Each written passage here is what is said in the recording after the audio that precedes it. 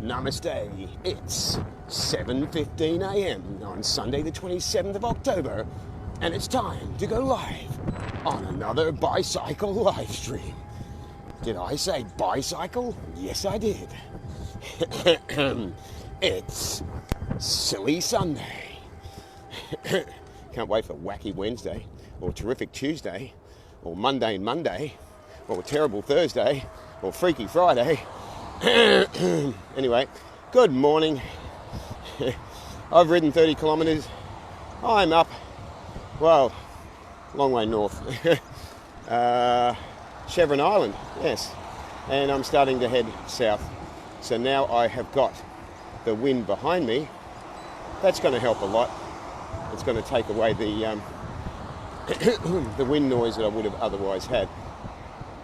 So, this morning's topic is basically, the title is shorter than what I'm going to make it a really long title now, is if we are such amazingly intelligent, powerful, wise, spiritual people, how is it even possible that we get covered by illusion so easily, so effectively, so completely, so consistently, so regularly?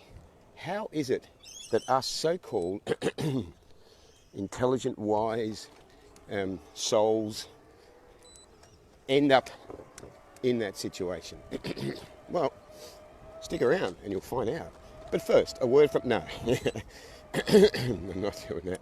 Right, so have you ever... Let's start off with a very simple analogy. Have you ever been in a room and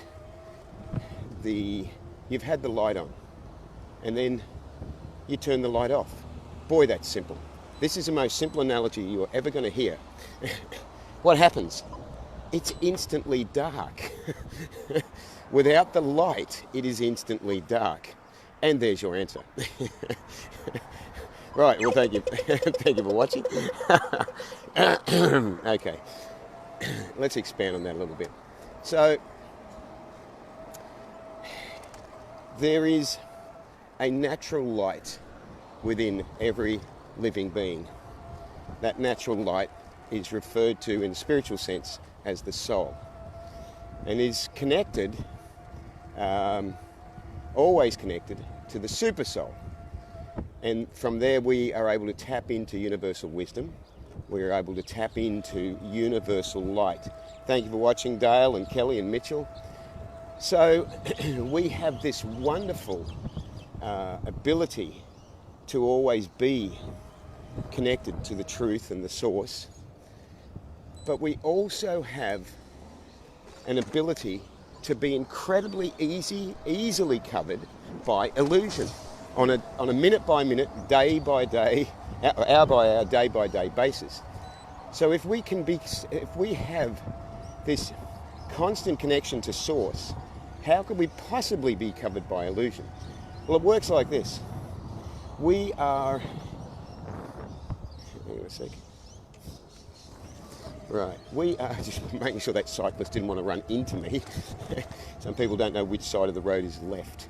We are children of the universe, unconditionally loved. And this love, the critical component of love, when we say what is love? Love is freedom.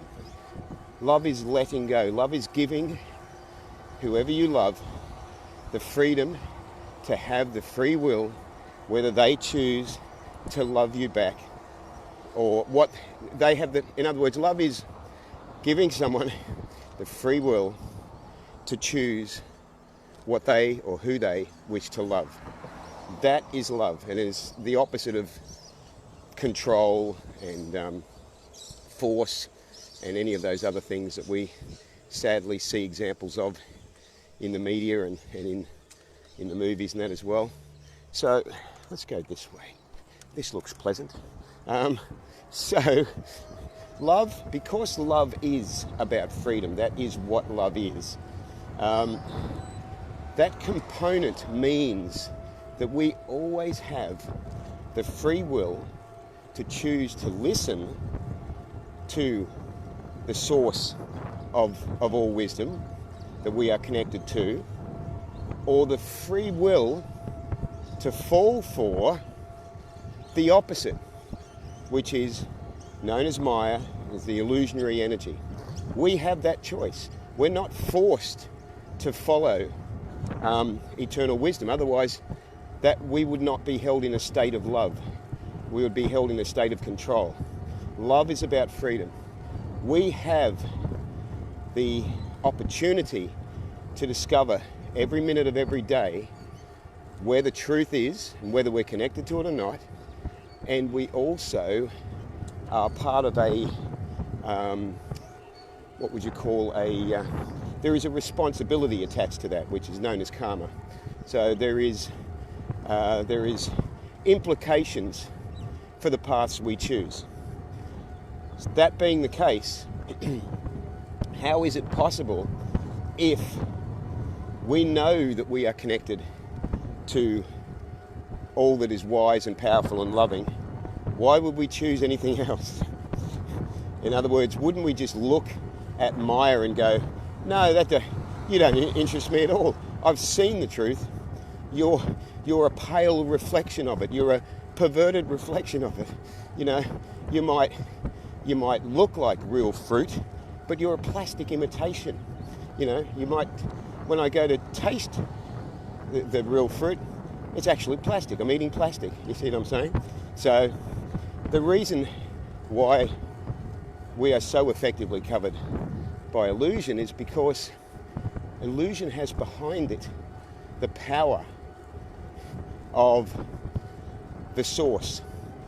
So we would not fall for illusion if illusion herself were not powered by the same power that powers the universe.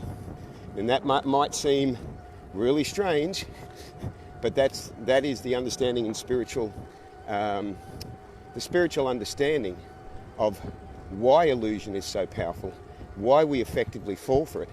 Because illusion is not some sideline. I'll refer to illusion as Maya, that was referred to as Maya. Maya is not some sideline, like player in a small game. Maya is the game herself.